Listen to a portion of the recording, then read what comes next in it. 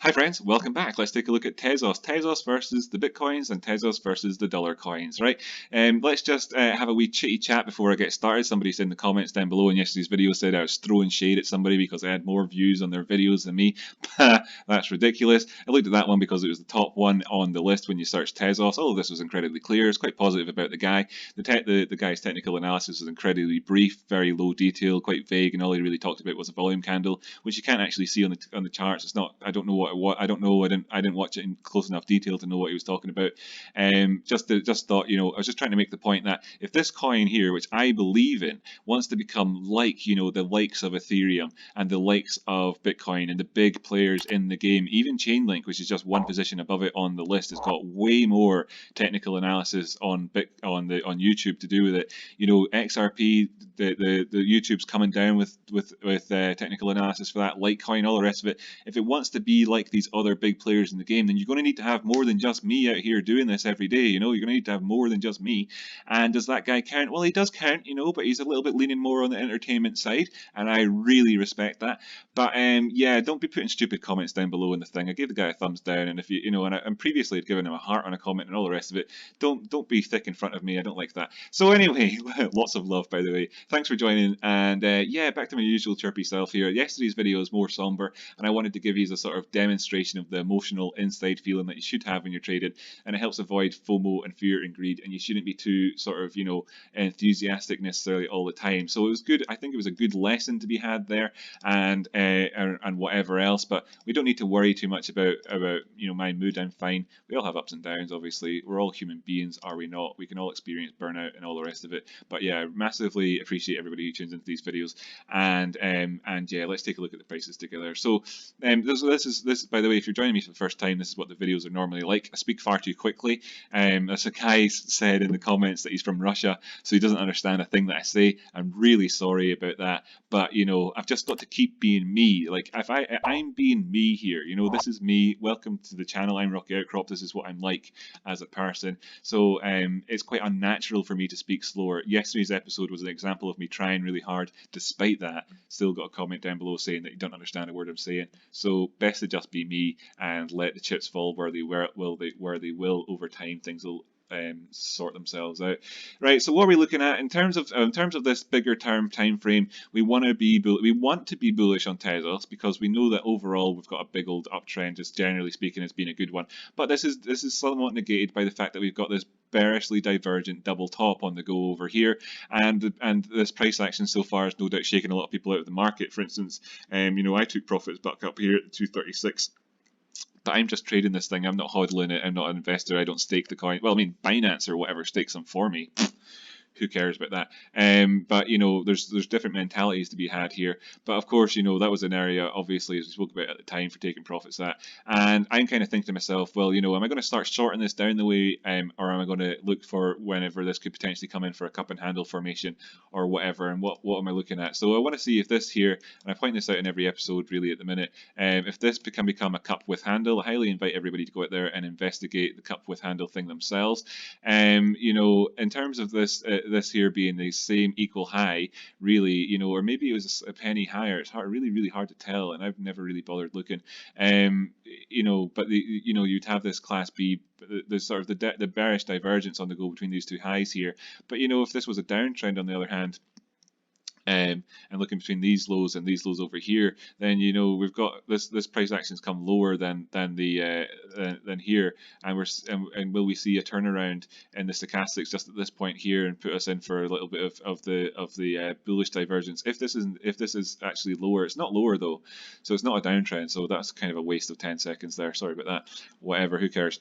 So yeah, anyway, we can see though that the momentum to the downside currently is not quite as strong over there in terms of the MACD. In terms of the stochastics, in terms of the RSI, it isn't. But if this is an overall uptrend, which it could be if this is like a half a penny higher, or even just consider it as an overall as a sort of double top there or whatever, you could consider this zone to be the oversold zone. At the neutral line rather than down here, which is like the sort of traditional oversold zone at 30. Actually, this is where it starts to become oversold for, you know, your average analyst out there.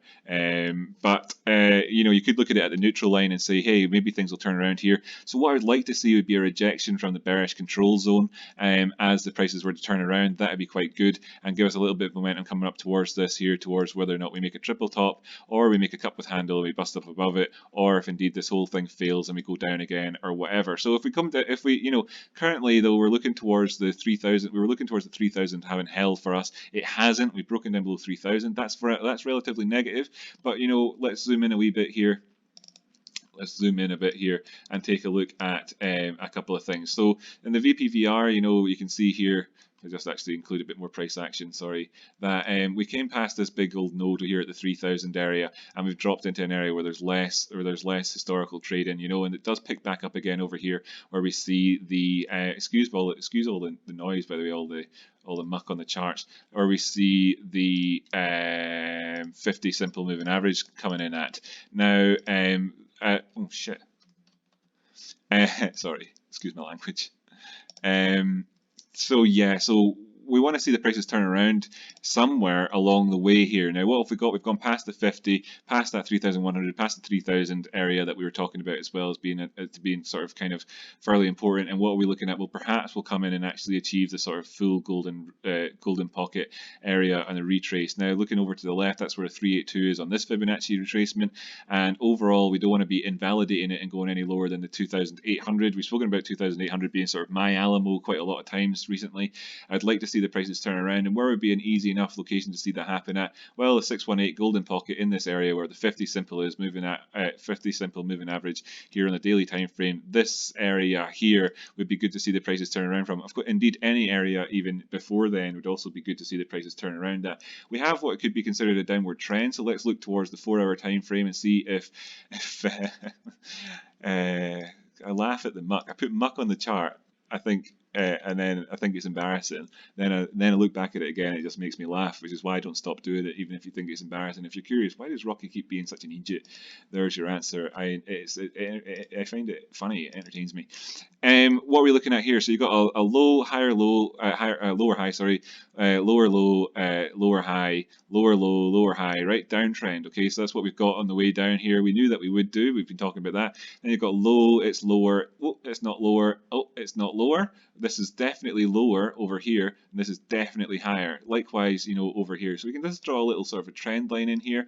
I'm going to point out, I'm going to name this for us. This is bullish divergence. This is a downward trend. Looking at lows in the downward trend, we've got bullish divergence. We've got 1, 2, 3, sort of, well, 2 instances, 1 and 2, you know, compared to there of that on the go. Stochastics, now the stochastics is not exactly the same story. It's not exactly the same story. As you can see, that you sort of converges kind of on the way down here. But actually, you know, should this other low, should we, you know, this is currently we're putting in a low here. Stochastics very much bullishly divergent between this last one. So we've got 1 on that front, and over here on the MACD, what do we have? Well, between this low, is that the low? Yeah, between this low and this low down here, we don't have that on the go. We've got, actually, this is sort of convergent. You could say that this high compared to this high over here is hidden. So we've got, so what do we have here? We have, let me just get this out. We've got on this one here, we've got hidden bearish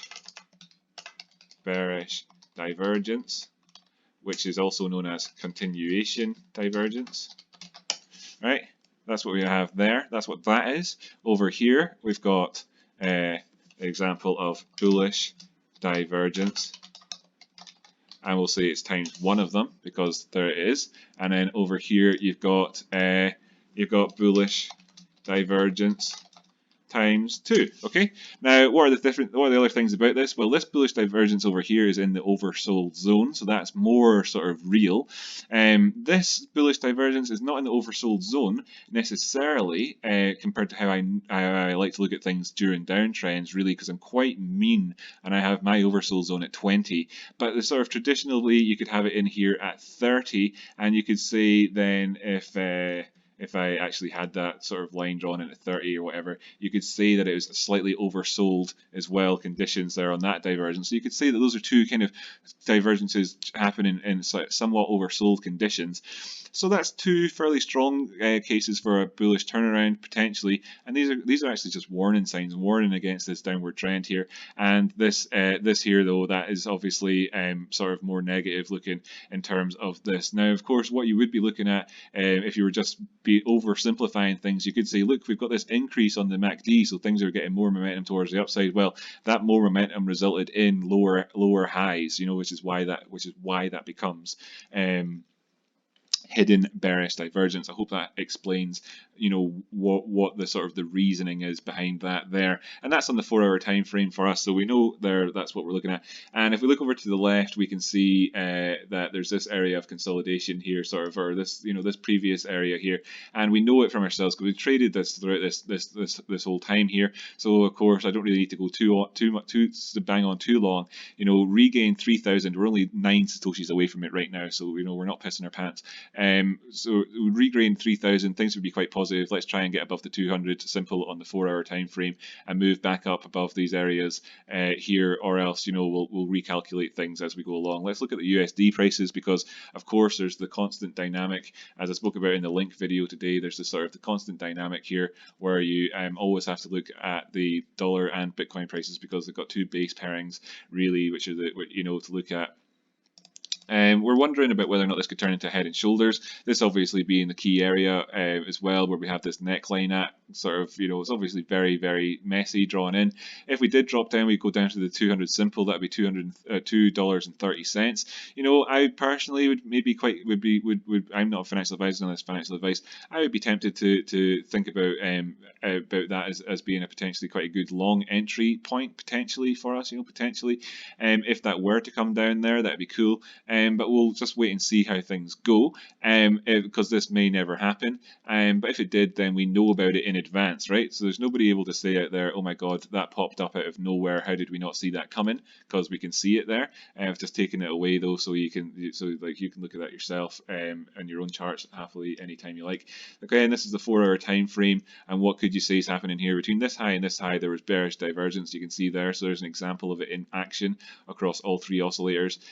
Subsequently, the prices came down, but they didn't come down as low as they did before. So this isn't a downtrend exactly necessarily compared to this low. Actually, didn't break down below. So I'm not. But if it were, if you were including this as part of some sort of downtrend, which you can't, then you could say it was bullishly divergent across the stochastics and the MACD, not on the RSI. If you're looking at this area here, though, as being the downtrend here in the 4-hour time frame, high, lower high, blah blah blah, low, lower low, you can see between these 2 points here on the lows, looking at the lows, it's actually bearishly convergent, bearish convergence there, bearish convergence there. So there's no bullishness in terms of if this was a downtrend. But is that being way too generous to call that a downtrend? Yes, it is. This whole phase here is consolidation, and this thing here, which looks like bearish divergence, is actually giving the oscillators a chance to reset. As you can see, it twisting and snaking in around this neutral line here. We're getting a chance to reset, which is good considering that this high here was bearishly divergent. That if we just merely give the oscillators a chance to reset, that's good, because we can come up here and try again towards our highs without having to go completely crazy. Now, we know, talking about things like when you're in the high 90s in terms of stochastics and stuff, that you can expect things to drop down a wee bit. So if we hadn't had this drop off in price, and instead we were looking up at coming up here again and going higher, what we would have had to have seen would be for us to have gone overbought on the RSI, for us to have gone massively overbought and up to sort of the very maximum, because you can't get up any higher than this, the very maximums, or whatever, the all-time highs for the stochastics, for us to avoid that. Would it be all-time highs? No, it wouldn't be, because look at that. Wow, on the 4-hour time frame, that was like 99.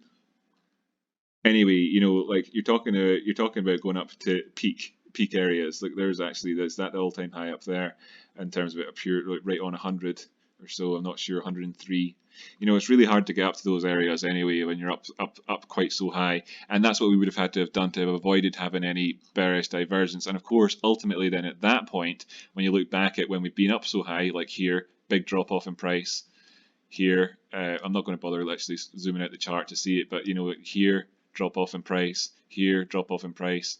So you know, and equally as well, just you know, just where we were before as well. You would have, if it had to come up to here, then you would have, you know, anticipated the prices having to correct somewhat anyway. So if they're doing that now and giving us that chance to having a breather, then that's okay. That's kind of what I'm looking to overall. It's the question at the minute of whether or not we get this small time frame head and shoulders and that kicks in and we get a move down towards 230, or if this is just the oscillators resetting and this upward sloping trend line actually operates as support for us, more or less in this area. Obviously all that muck on there makes it impossible to see, so let's let me get rid of it, and we can say, look, you know, we're right in at it now, right in at it. So we've just dropped down below it. For us to come back up above it again, it's only 3 cents higher up from where we are now. That's where the 50 simple moving average is. You know, so could we see that? And on the way to doing that, what I'd like to see would be coming up higher than over here, and moving on up, and of course 290s areas and $3 areas, and that would be our subsequent targets thereafter. And we can keep an eye out on the sort of the dynamic between these two here, the Bitcoin and the USD prices. Now let's go back over to Funtopia land. This is where we like to look at things and have a good laugh over here in the BTC chart. Of course, somebody recently warned me that this is a scam site and all the rest of it, so to speak. You know, so you know, whatever. But this is where we have our fun at. Now you can see quite clearly on here this head and shoulders concept in this line here at 258. I don't think it really needs to be explained too much. We've spoken about this so many times. Should this line break, you know, then anticipate prices going down further. Of course, full measured move off the back of a head and shoulders over here would be, let's call it like that, and let's say if it broke down there, we could see prices going all the way down to the $2.15, between $2 and $2.15, as we know about, having spoken about so often as well, after the 230 area, and we spoke about 215s and so often as well. Sure, we know about it. So those are the potential outcomes, potential for us. And when I say you know, and if it goes on beyond then that's some crap's happening out there. Let's, you know, let's then get real and talk about you know, what's going on elsewise, and take a look at other things on a bigger picture time frame and all the rest of it. But we'll not get too carried away in the meantime. Of course, that full thing doesn't even have to happen, but that's what you could be looking at. And or you know, will we be supported by this sort of downside of this channel area that we're in here, which seems to me to be wrong. Yeah, so we'll put it on log. And on linear, you know, I'm not going to bother adjusting this too much, but the concept is fairly, I think it speaks for itself without me having to do it, and I invite you to do these things on your own chart. You've got this upward sloping trend line here. It's obviously, the channel is not drawn in correctly for this lower side of it, but you can do that yourself on your own charts and get it correctly and ask, you know, will we be supported there in at this sort of 270 area where we have this horizontal line, this big old node on the VPVR, various different things to say this is where we need to kind of see it happening at, or will we drop on down, in which case 258, we'd want to see the prices turn around from there, or beyond, whatever. Will we see that happen? Or actually, is it this more like this channel here we've got on log, where we've come down to the median line, we've been testing this area, you know, and we've given ourselves a chance to reset, and can we go up to the top side thereafter? Those are the questions that we've got on the go. You can see over here the MACD that it's sort of done this sort of slightly resettingness of it. We can see that we've got plenty of opportunity if we want to go in and trend towards the upside without going into the overbought areas. Likewise here on the RSI, right in the middle line, but you know, it's neutral at the minute, so that's why I'm going to present this neutral case and say that it could go either way on this one at the minute. And of course, then to just wrap up, because I've been at this for too long, this is again too long a video today, I apologize, didn't want it to be so long, but then that's when thereafter when we can start to look, and we'll only really actually, I mean, I'm talking about this in advance, be aware, but you can only really start to think about whether or not this is a cup and handle and whatnot when we've seen how this all pans out in the meantime, and if it comes up, and we can think about that. But in the meantime, you know, that's our story, that's the story, that's everything we need to know. Just undoing a few times to get rid of some junk as I say goodbye to you. Thanks very much for tuning in. Really appreciate it. Tune in again. We do these every day, of course. Join the Discord down below. We've got a big family of Rocky Outcrop opticians. More than eager to meet you, and a friend of yours is a friend of all of ours. So there's 550 odd of us. Get involved. Join the community. You know, obviously there's not 550 in the Discord, there's a few in the Discord. Join in there and we'll grow that over time. Everybody's dead friendly and gets on really well, and that's lovely. And yeah, I'll just straight up ban anybody who's negative anyway, so don't worry about it. There'll never be anybody negative around until I get lazy on that front.